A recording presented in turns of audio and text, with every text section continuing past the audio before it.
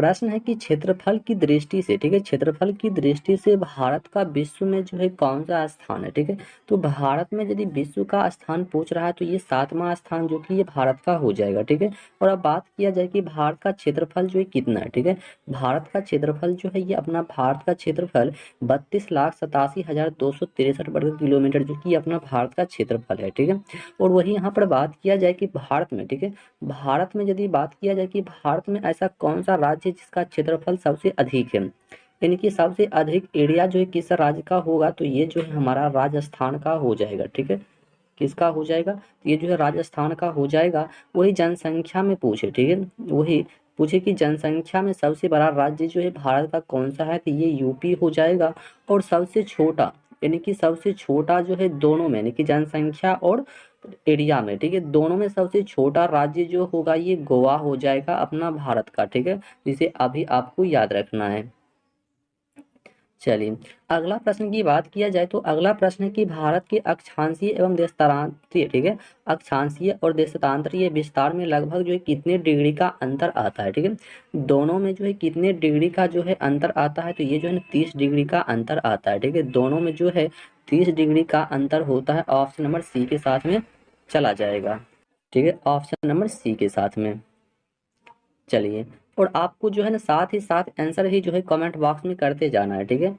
चलिए अगला प्रश्न है कि भारत के मानक मध्यमान रेखा का मान जो है कितना होता है, ठीक है। भारत की मानक मध्यमान रेखा का मान जो है ये कितना होता है, उस रेखा का मान जो है कितना होता है। देखो उस रेखा का मान जो होता है जैसे कि 82.5 डिग्री, 82 डिग्री यानी कि 30 हो जाएगा, कितना 82 डिग्री 30 हो जाएगा। ऑप्शन नंबर सी के साथ में चला जाएगा, ठीक है, ऑप्शन नंबर सी के साथ में। चलिए अगला प्रश्न है 4 नंबर की, भारत की स्थलीय सीमा रेखा तटीय सीमा रेखा से लगभग कितनी बड़ी है, ठीक है। भारत की स्थलीय सीमा रेखा जो है तटीय सीमा रेखा से लगभग जो है कितनी बड़ी है, ये आपको बताना है। देखो कितनी बड़ी है, तो ये 2 गुनी बड़ी है, ठीक है। भारत की स्थलीय सीमा रेखा जो है तटीय सीमा रेखा से लगभग जो है 2 गुना क्या है, बड़ा है, यानी कि ऑप्शन नंबर बी के साथ में यहाँ पे चला जाएगा, ठीक है। हमारा ऑप्शन नंबर बी यहाँ पे जो है बिल्कुल सही जवाब यहाँ पर चला जाएगा। चलिए अगला प्रश्न है 5 नंबर की, भारत और चीन के बीच जो है सीमा रेखा का नाम क्या है, यानी कि भारत और चीन के बीच में जो है कि कौन सी सीमा रेखा है, ठीक है। भारत और चाइना के बीच में कौन सी सीमा रेखा है ये आपको बताना है। देखो भारत और चाइना के बीच में जो है ये मैकमोहन रेखा होता है, ठीक है, मैकमोहन रेखा जो कि भारत और चाइना के बीच में होता है, ठीक है। और ये रेड क्लिफ लाइन जो है जैसे कि पीके हो गया और भारत हो गया, यानी कि भारत और पाकिस्तान के बीच में जो है रेड क्लिफ लाइन रेखा है, ठीक है। तो इसे भी आपको याद रखना है। और यहाँ पर थोड़ा हम बात करें कि ग्रीन बीज रेखा क्या होता है। देखो ग्रीन बीज रेखा जो क्या होता है, देखो ग्रीन बीज जो है ना पृथ्वी के, ठीक है, पृथ्वी की देशांतर रेखा है, ठीक है। ग्रीन बीज रेखा जो ये पृथ्वी का एक देशांतर रेखा होता है कि जो 0 डिग्री, ठीक है, 0 डिग्री लंबाई के समान होती है, ठीक है। ये जो होता है ना मतलब ये रेखा जो होता है 0 डिग्री के समांतर होती है। और यह रेखा जो है ग्रीन बीज उसके बाद मरीडियन के नाम से भी जाना जाता है। और क्योंकि यह ग्रीन बीज के निकट ही स्थित होता है, ठीक है, यह भी जो है ना ग्रीन बीज के निकट ही जो कि स्थित होता है। और ग्रीन बीज जो होता है ये 0 डिग्री पर लंबाई के समान होता है। तो इसे भी आपको याद रखना है, हो सकता है एग्जाम में पूछ लें। चलिए अगला प्रश्न है कि पंजाब में भूमि निम्नीकरण का निम्नलिखित में से क्या जो है मुख्य कारण है, मुख्य कारण जो है ये क्या है। मुख्य कारण जो होता है पंजाब का ये होता है अति अति पशुचारण। क्या होता है, अति पशुचारण होता है। क्या होता है, अति पशुचारण। ऑप्शन नंबर डी के साथ में चला जाएगा, अति पशुचारण, ठीक है, अति पशुचारण जो कि इसका हो जाएगा। चलिए अगला प्रश्न है कि किस खनिज को उद्योगों की जननी माना गया है, किस खनिज को उद्योगों की जननी माना गया है, किस खनिज को उद्योगों की जननी जो है ये माना गया है। देखो उद्योगों का जननी जो माना गया है ये लोहा को माना गया है, ठीक है। किसे माना गया है, ये जो है ना लोहा को माना गया है। ऑप्शन नंबर सी के साथ में चला जाएगा कि लोहा का जो है ना लोहा को ही माना गया है, ठीक है, लोहा को। चलिए अगला प्रश्न है 8 नंबर की, मेढक के प्रजनन को नष्ट करने वाला रसायन जो है ये कौन सा, ठीक है। मेढक के प्रजनन को नष्ट करने वाला रसायन को जो आपको बताना है। देखो मेढक के प्रजनन को नष्ट करने वाला रसायन जो होता है ये एड्रीन होता है। क्या होता है, एड्रीन, ठीक है। मेढक के प्रजनन को नष्ट करने वाला रसायन जो होता है ये एड्रीन रसायन होता है, जो कि ऑप्शन नंबर सी के साथ में बता रहे हैं उसका बिल्कुल सही जवाब यहाँ पे हो जाएगा, ठीक है। चलिए अगला प्रश्न है 9 नंबर की, मरुस्थलीय मृदा का विस्तार निम्नलिखित में से कहाँ पर होता है। ठीक है, मरुस्थलीय मृदा का विस्तार निम्नलिखित में से कहाँ है, ये आपको बताना है। देखो मरुस्थलीय मृदा का विस्तार जो है ये कहाँ पे हो जाएगा, तो ये जो है हमारा राजस्थान में हो जाएगा। ठीक है, जो कि क्षेत्रफल के अनुसार सबसे बड़ा राज्य भी यही है। ठीक है, क्षेत्रफल के अनुसार सबसे बड़ा राज्य जो कि अपना भारत का होता है। ठीक है, तो इसे आपको याद रखना है। चलिए अगला प्रश्न है कि सोपानी कृषि किस राज्य में प्रचलित है। ठीक है, सोपानी कृषि जो है यह किस राज्य में प्रचलित है।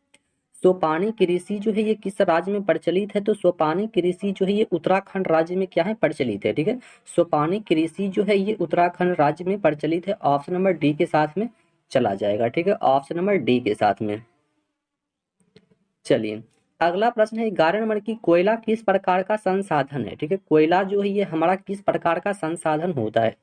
कोयला जो है यह किस प्रकार का संसाधन होता है, ये अनवीकरणीय संसाधन होता है। ठीक है, कोयला जो ये हमारा होता है अनवीकरणीय संसाधन होता है। ठीक है, ऑप्शन नंबर ए के साथ में चला जाएगा। और कोयला सबसे ज्यादा जो है अपना भारत में कहाँ पर पाया जाता है, तो ये जो है झारखंड राज्य में पाया जाता है। ठीक है, तो इसे आपको याद रखना है। और यहाँ से एक नदी निकलता है दामोदर नदी। ठीक है, कौन सी नदी निकलता है, तो दामोदर नदी निकलता है, तो इसे भी आपको याद रखना है, जो कि पश्चिम बंगाल से होते हुए उड़ीसा में जाकर के ये नदी जो है मिल जाती है। ठीक है, दामोदर नदी। चलिए अगला प्रश्न है, भारत में 2001 ईस्वी में कितने प्रतिशत भौगोलिक क्षेत्र में वन का विस्तार था। ठीक है, भारत में 2001 ईस्वी में कितने प्रतिशत भौगोलिक क्षेत्र में जो है वन का विस्तार था, वन का विस्तार था। देखो ये जो था ना 19.27%, कितना था, 19.27%। ऑप्शन नंबर बी के साथ में चला जाएगा, 19.27% था। ठीक है, 19.27%। चलिए अगला प्रश्न है कि प्राणियों के शरीर में कितना प्रतिशत जल की मात्रा जो है ये निहित होती है। प्राणियों के शरीर में कितना प्रतिशत जल की मात्रा जो है ये निहित होती है। देखो प्राणियों के शरीर में जल की मात्रा जो होता है ये हमारा 65% होता है। कितना होता है, ये जो है हमारा 65% होता है। ऑप्शन नंबर सी के साथ में चला जाएगा, 65% होता है। ठीक है, मनुष्य के शरीर में, ठीक है, पानी का मात्रा। चलिए अगला प्रश्न है कि बृहद क्षेत्र में जल की उपस्थिति के कारण पृथ्वी को क्या कहा जाता है। ठीक है, बृहद क्षेत्र में जल की उपस्थिति के कारण पृथ्वी को जो है क्या कहा जाता है। देखो पृथ्वी को जो है नीला ग्रह कहा जाता है। क्या कहा जाता है, तो उसको जो है पृथ्वी को जो है नीला ग्रह कहा जाता है। ठीक है, नीला ग्रह कहा जाता है। और वायुमंडल में जाने पर मतलब जो है ना काला दिखाई देता है। ठीक है, ठीक है, काला दिखाई देता है, तो इसे भी आपको याद रखना है। चलिए और नीला रंग का प्रकीर्णन जो कि सबसे कम होता है, तो इसे भी आपको याद रखना है। चलिए अगला प्रश्न है कि काली मृदा का दूसरा नाम जो है ये क्या होता है। काली मृदा का दूसरा नाम जो है ये क्या होता है। देखो काली मृदा का दूसरा नाम होता है रेगुड़ मृदा। ठीक है, क्या होता है, रेगुड़ मृदा, जो कि इसका दूसरा नाम होता है। काली मृदा का दूसरा नाम क्या होता है, तो रेगुड़ मृदा होता है। ठीक है, रेगुड़ मृदा। चलिए अगला प्रश्न है 16 नंबर की, FMO की वानिकी रिपोर्ट के अनुसार 1948 ईस्वी में विश्व के कितने हेक्टेयर भूमि पर वन का विस्तार था। ठीक है, FAO की वानिकी रिपोर्ट के अनुसार 1948 ईस्वी में विश्व में कितने हेक्टेयर भूमि पर वन का विस्तार था, वन का विस्तार था। देखो वन का विस्तार जो था ये 4 अरब हेक्टेयर, कितना था, 4 अरब हेक्टेयर। ऑप्शन नंबर बी के साथ में चला जाएगा, 4 अरब हेक्टेयर के साथ में। ठीक है, किसके साथ जाएगा, तो 4 अरब हेक्टेयर के साथ में, ऑप्शन नंबर बी के साथ में, जो कि यहाँ पे चला जाएगा। चलिए अगला प्रश्न है 17 नंबर की, संविधान की धारा 21 का संबंध जो है ये किसके साथ है। ठीक है, 21 का संबंध जो है ये किसके साथ में चला जाएगा। संविधान की धारा 21 का संबंध जो है जैसे कि वन्य जीवों तथा प्राकृतिक संसाधन के संरक्षण जो होता है इसके साथ में चला जाएगा। ठीक है, संविधान की धारा 21 जो होता है ये वन्य जीवों तथा प्राकृतिक संसाधनों के संरक्षण से हो जाएगा। ऑप्शन नंबर ए के साथ में चला जाएगा। ठीक है, ऑप्शन नंबर ए के साथ में।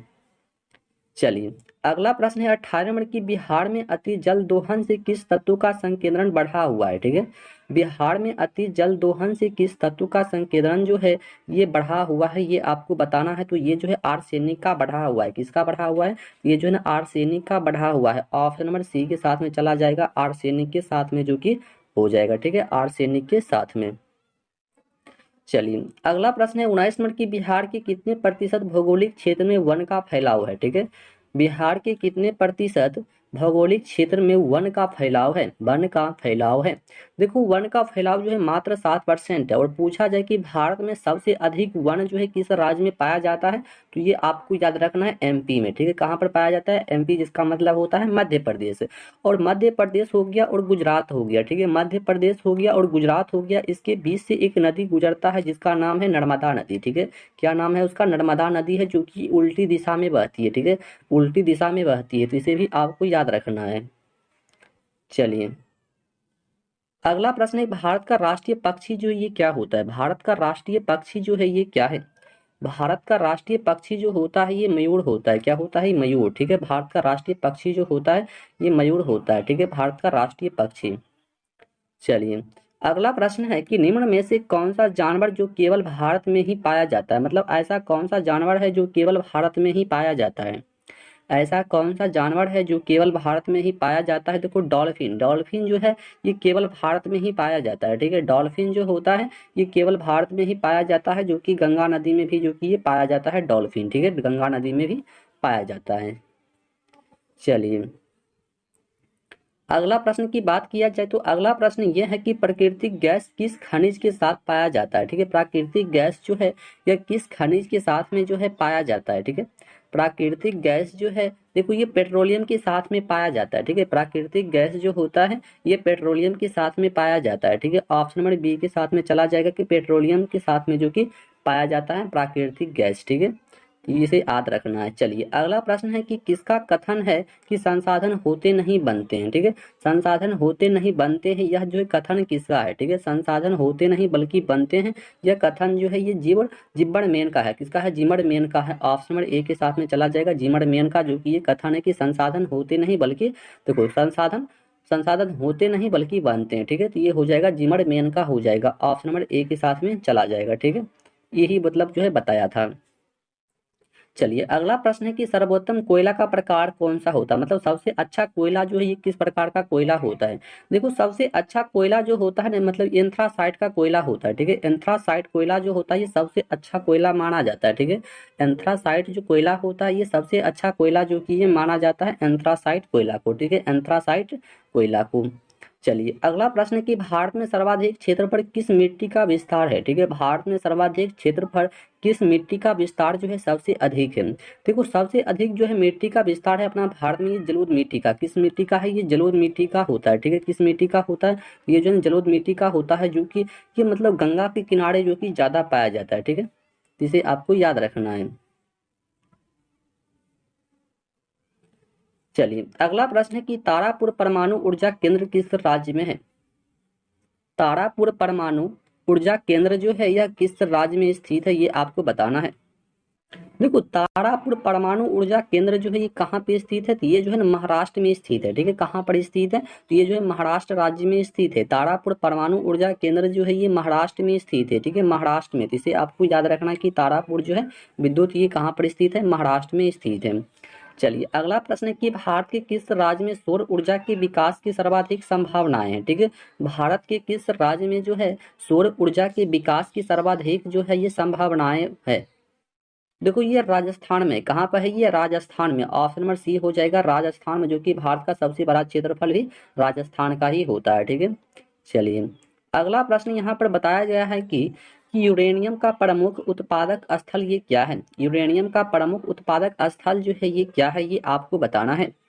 देखो यूरेनियम का प्रमुख उत्पादक स्थल जो होता है ये क्या होता है? देखो ये जो है जैसे कि जादूगोड़ा, क्या होता है? जादूगोड़ा जो होता है यूरेनियम का प्रमुख उत्पादन स्थल होता है जादूगोड़ा। ऑप्शन नंबर डी के साथ में यहाँ पे जो है हमारा चला जाएगा। चलिए अगला प्रश्न है 29 नंबर की, निम्न निम्न प्राकृतिक संपदाओं में किसका भंडार जो है ये सीमित है? ठीक है। निम्न प्राकृतिक संपदाओं में किसका भंडार जो होता है ये सीमित होता है, ठीक है। किसका भंडार जो ये सीमित होता है? देखो कोयला, कोयला का भंडार जो है ना ये हमेशा सीमित होता है, ठीक है। ऑप्शन नंबर ए के साथ में चला जाएगा कि कोयला का भंडार जो होता है ये हमेशा क्या होता है? सीमित में ही होता है।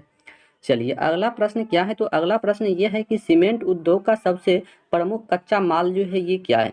सीमेंट उद्योग का सबसे प्रमुख कच्चा माल जो है ये क्या होता है? देखो कच्चा माल जो होता है ये चूना पत्थर होता है, ठीक है। सीमेंट उद्योग का सबसे प्रमुख कच्चा माल जो होता है ये चूना पत्थर होता है, जिसका रासायनिक सूत्र होता है CO2, सॉरी सी CO2, ये तो कार्बन डाइऑक्साइड हो गया। ऐसे क्या बोला जाता है उसको? उसको जो है CaO बोला जाता है, ठीक है। COA होता है, ठीक है, इसका मतलब फॉर्मूला होता है।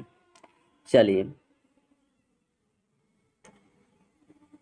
अगला प्रश्न है कि एल्यूमीनियम बनाने के लिए किस खनिज की आवश्यकता पड़ती है, ठीक है। एल्यूमीनियम को बनाने के लिए किस खनिज की आवश्यकता पड़ती है? तो देखो ये बॉक्साइट का प्रयोग पड़ता है, ठीक है। बॉक्साइट का जो कि यहाँ पर आवश्यकता पड़ती है, ठीक है। एल्यूमीनियम को बनाने के लिए बॉक्साइट का प्रयोग जो कि किया जाता है, ठीक है, बॉक्साइट का प्रयोग। चलिए अगला प्रश्न है 32 नंबर की, 1 टन इस्पात बनाने में कितने मैग्नीज का उपयोग होता है? 1 टन इस्पात बनाने में कितने मैग्नीज का उपयोग होता है? 1 टन इस्पात बनाने में कितने मैग्नीज का उपयोग होता है? देखो ये 10 किलोग्राम मैग्नीज का प्रयोग किया जाता है। 1 टन इस्पात बनाने के लिए 10 किलोग्राम मैग्नीज का उपयोग जो कि किया जाता है। ऑप्शन नंबर बी के साथ में चला जाएगा, 10 टन, ठीक है, 10 किलोग्राम मैग्नीज का। चलिए अगला प्रश्न है कि कौन भारत का सबसे बड़ा लौह उत्पादक राज्य है? भारत का सबसे बड़ा लौह उत्पादक राज्य जो है ये कौन सा है? देखो भारत का सबसे बड़ा लौह उत्पादक राज्य जो होता है ये कर्नाटका होता है। कौन सा राज्य होता है? ये कर्नाटक राज्य, जो कि भारत का सबसे बड़ा लौह उत्पादक राज्य होता है, ये कर्नाटक राज्य होता है। ऑप्शन नंबर ए के साथ में चला जाएगा, ठीक है, ऑप्शन नंबर ए के साथ में। चलिए अगला प्रश्न है कि सौर ऊर्जा निम्नलिखित में से कौन सा साधन है? सौर ऊर्जा जो है ये निम्नलिखित में से कौन सा साधन होता है? सौर ऊर्जा जो है ये निम्नलिखित में से कौन सा साधन होता है? देखो सौर ऊर्जा जो होता है ये मानव कृत संसाधन होता है, ठीक है, मानव कृत संसाधन जो कि ये सौर ऊर्जा होता है, ठीक है। सौर ऊर्जा जो है ये मानव कृत संसाधन होता है। ऑप्शन नंबर ए के साथ में जो कि यहाँ पे हमारा चला जाएगा। चलिए अगला प्रश्न है कि भारत में पहला परमाणु ऊर्जा स्टेशन कहाँ स्थापित हुआ है? भारत में पहला परमाणु ऊर्जा स्टेशन जो है ये कहाँ पर स्थापित हुआ है? देखो भारत में पहला परमाणु ऊर्जा स्टेशन जो है ये तारापुर में स्थापित हुआ है। कहाँ पे हुआ है? तो ये जो है तारापुर में हुआ है। तो इसे आपको याद रखना है, तारापुर में, ठीक है, याद रखना है आपको क्या, कि तारापुर में जो कि ये स्थापित हुआ है। चलिए अगला प्रश्न है कि किस राज्य में खनिज तेल का विशाल भंडार है? किस राज्य में जो है खनिज तेल का जो है मतलब क्या है, मतलब विशाल भंडार है, ये बताना है, विशाल भंडार है। देखो ये असम में, कहाँ पे है? ये असम राज्य में है, ठीक है। किस राज्य में खनिज तेल का भंडार जो है मतलब ये विशाल है? तो ये हो जाएगा असम राज्य का, ठीक है। किसका हो जाएगा? तो ये जो है असम राज्य का हो जाएगा। तो आपको याद रखना है असम राज्य का। चलिए अगला प्रश्न है कि देश के बांधों को किसने भारत का मंदिर कहा था? देश के बांधों को किसने जो है भारत का मंदिर कहा था? देश के बांधों को किसने भारत का मंदिर कहा था? तो ये देखो पंडित जवाहरलाल नेहरू ने कहा था। किसने कहा था? पंडित जवाहरलाल नेहरू ने कहा था। और राजेंद्र प्रसाद जो है ये संविधान सभा का अस्थाई मतलब जो है सदस्य था, ठीक है, अस्थाई, ठीक है, ये जो है ना अस्थाई सदस्य था। इसे भी आपको याद रखना है। चलिए अगला प्रश्न की बात किया जाए तो अगला प्रश्न है कि वन संरक्षण एवं प्रबंधन की दृष्टि से वनों को कितने वर्गों में बांटा गया, ठीक है।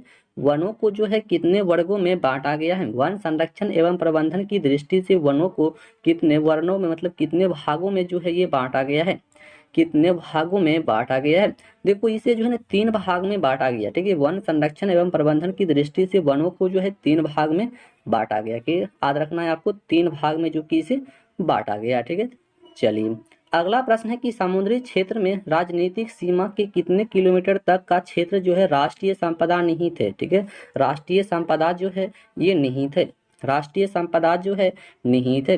देखो राष्ट्रीय संपदा निहित जो है ये 19.2 किलोमीटर, कितना हो जाएगा? 19.2 किलोमीटर हो जाएगा। ऑप्शन नंबर डी के साथ में चला जाएगा। तो चलिए देखते हैं अगला प्रश्न को। चलिए अगला प्रश्न है कि लौह अयस्क किस प्रकार का संसाधन होता है, ठीक है। लौह अयस्क जो है यह किस प्रकार का संसाधन होता है? देखो लौह अयस्क जो संसाधन होता है ये अनवीकरणीय होता है। क्या होता है? लौह अयस्क जो होता है ये अनवीकरणीय संसाधन होता है, ठीक है। याद रखना है कि लौह अयस्क जो होता है, लौह अयस्क ये जो है अनवीकरणीय संसाधन होता है, लौह अयस्क, ठीक है, लौह अयस्क, ठीक है। चलिए अगला प्रश्न है 41 नंबर की, तट रेखा से कितने किलोमीटर तक का क्षेत्र सीमा जो है अपवर्जक आर्थिक क्षेत्र जो है ये कहलाता है, ठीक है। आर्थिक अपवर्तक क्षेत्र जो है ये कहलाता है। तो इसका सही आंसर जो कि ये 200 हो जाएगा। कितना? 200। ऑप्शन नंबर बी के साथ में चला जाएगा। ठीक है, ऑप्शन नंबर बी के साथ में। चलिए अगला प्रश्न ये है कि डाकुओं की अर्थव्यवस्था का संबंध जो है किसके साथ है। ठीक है, डाकुओं की अर्थव्यवस्था का संबंध जो है ये किसके साथ में चला जाएगा। देखो, डाकुओं की अर्थव्यवस्था का संबंध जो होता है ये संसाधनों के अनियोजित विदोहन से होता है। किससे होता है? तो संसाधनों के अनियोजित विदोहन से होता है। ठीक है, डाकुओं की अर्थव्यवस्था का संबंध जो है ये संसाधन के अनियोजित विदोहन से होता है। ऑप्शन नंबर बी के साथ में हमारा चला जाएगा। ठीक है, ऑप्शन नंबर बी के साथ में। चलिए अगला प्रश्न है कि ज्वारीय ऊर्जा निम्नलिखित में से किस प्रकार का संसाधन है। ठीक है, ज्वारीय ऊर्जा जो है यह निम्नलिखित में से किस प्रकार का संसाधन है। ज्वारीय ऊर्जा जो है ये किस प्रकार का संसाधन होगा। तो ये पुनः पूर्ति योग्य का संसाधन हो जाएगा। ठीक है, ज्वारीय ऊर्जा जो है निम्नलिखित में से किस प्रकार का संसाधन होगा। ये पुनः पूर्ति योग्य संसाधन हो जाएगा। ऑप्शन नंबर ए के साथ में जो कि हमारा चला जाएगा। ठीक है, ऑप्शन नंबर ए के साथ में। चलिए अगला प्रश्न है कि इनमें से किस राज्य में काली मृदा जो है पाई जाती है। मतलब काली मृदा जो है किस राज्य में पाया जाता है। ठीक है, काली मृदा जो होता है ये गुजरात राज्य में पाया जाता है। ठीक है, काली मृदा कहाँ पाया जाता है। तो ये जो गुजरात राज्य में पाया जाता है। ऑप्शन नंबर बी के साथ में चला जाएगा। ठीक है, ऑप्शन नंबर बी के साथ में। चलिए अगला प्रश्न यह है कि काली मृदा किस फसल के लिए अधिक उपयोगी होता है। ठीक है, काली मृदा जो है ये किस फसल के लिए सबसे अधिक उपयोगी होता है। देखो, काली मृदा जो सबसे अधिक उपयोगी होता है ये कपास के लिए होता है। ठीक है, कपास की खेती के लिए काली मृदा जो है सबसे अधिक होती है। और काली मृदा का दूसरा नाम जो है ये रेगुड़ मृदा भी होता है। तो इसे भी आपको याद रखना है। रेगुड़ मृदा जो कि काली मृदा का दूसरा नाम होता है वो रेगुड़ मृदा ही होता है। ठीक है, रेगुड़ मृदा। चलिए अगला प्रश्न है कि डक्कन ट्रेड का निर्माण कैसे हुआ है। ठीक है, डक्कन ट्रेड का निर्माण जो है ये कैसे हुआ है।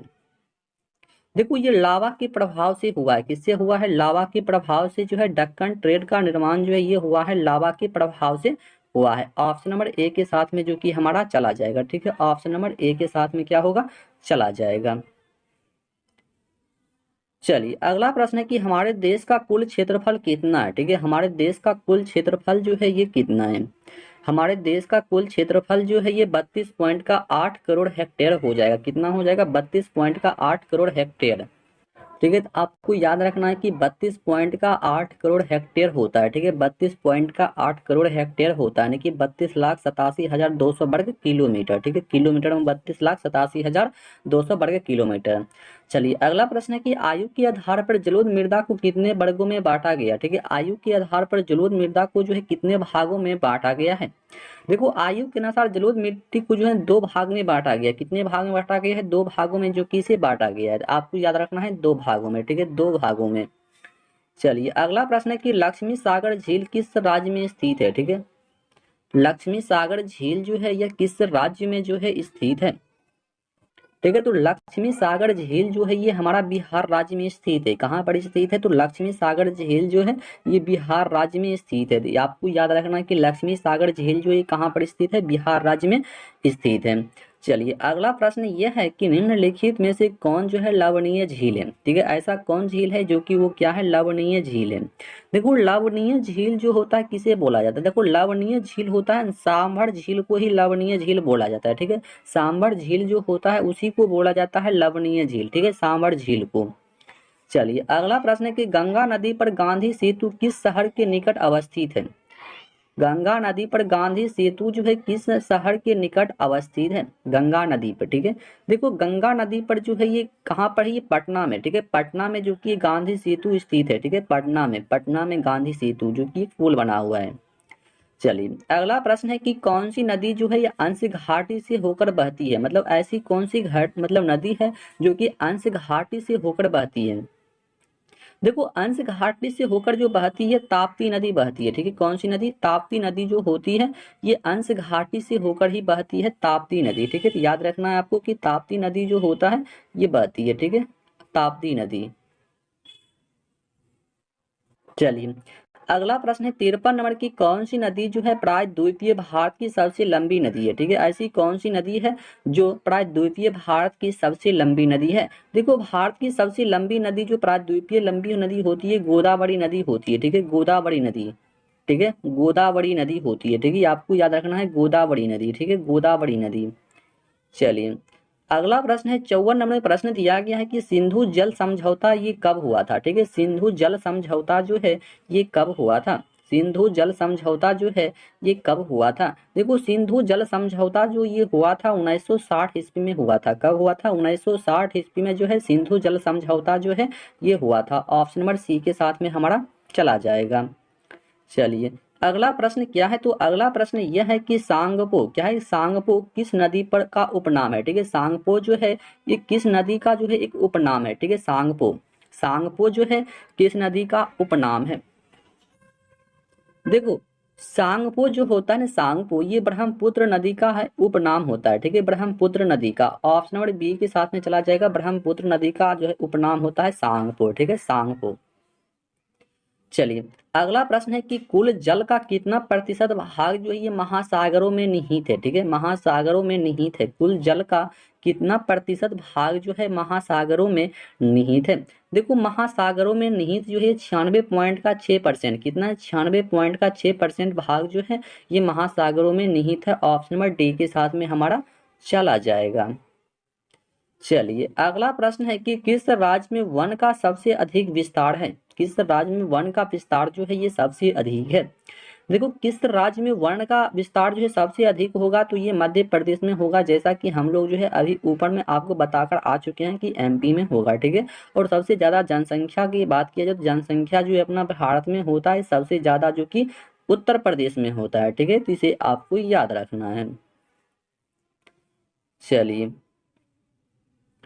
अगला प्रश्न है कि 1951 से 1980 ईस्वी तक लगभग कितना वर्ग किलोमीटर वन क्षेत्र जो है कृषि भूमि में परिवर्तित हुआ है। ठीक है, कृषि भूमि में जो है ये परिवर्तित हुआ है। देखो कृषि भूमि में जो परिवर्तित हुआ है कितना हुआ है, कितना वर्ग किलोमीटर। देखो ये 26,200 वर्ग किलोमीटर, कितना 26,200 वर्ग किलोमीटर जो कि ये हुआ है। ठीक है, 26,200 वर्ग किलोमीटर। चलिए अगला प्रश्न है कि प्राकृतिक संसाधनों के संरक्षण हेतु 1968 ईस्वी में कौन सा कन्वेंशन हुआ था। कौन सा कन्वेंशन हुआ था। प्राकृतिक संसाधनों के संरक्षण हेतु 1968 ईस्वी में कौन सा कन्वेंशन हुआ था। कौन सा कन्वेंशन हुआ था। देखो ये कौन सा कन्वेंशन हुआ था, ये वेटलैंड्स कन्वेंशन। क्या हो जाएगा, wetlands convention. Option number B के साथ में चला जाएगा। ठीक है, ऑप्शन नंबर बी के साथ में। चलिए अगला प्रश्न है, तो प्रश्न ये दिया गया है कि वन स्थिति रिपोर्ट के अनुसार भारत में वन का विस्तार कितना है। भारत में वन का विस्तार जो है ये कितना है। वन स्थिति रिपोर्ट के अनुसार भारत में वन का विस्तार की बात किया जाए तो ये जो है 20.60% भौगोलिक क्षेत्र में हो जाएगा। कितना हो जाएगा, 20.60% जो कि ये भौगोलिक क्षेत्र में हो जाएगा। ठीक है, तो आज का ये हमारा पार्ट जो कि ये यहीं पर समाप्त होता है। ठीक है, तो चलिए मिलते हैं फिर से हम लोग नेक्स्ट वीडियो में, तब तक के लिए जय हिंद।